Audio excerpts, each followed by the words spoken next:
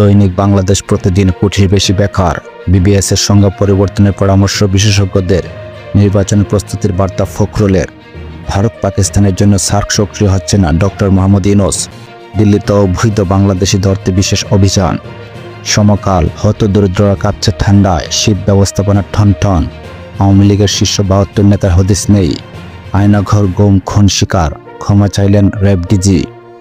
দৈনিক Kaler Kantho, record ৮ বোনাসে pocket গরম, ১১ শিক্ষা বোর্ড, মাথাপিছু ঋণ সোয়া লাখ টাকা।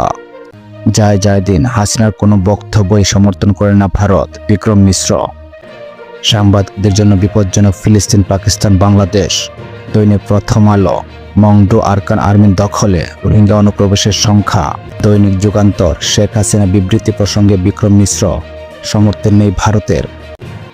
মামলা শেষ হলে দেশে ফিরবেন তারেক রহমান, লন্ডন থেকে ফিরে মির্জা ফখরুল।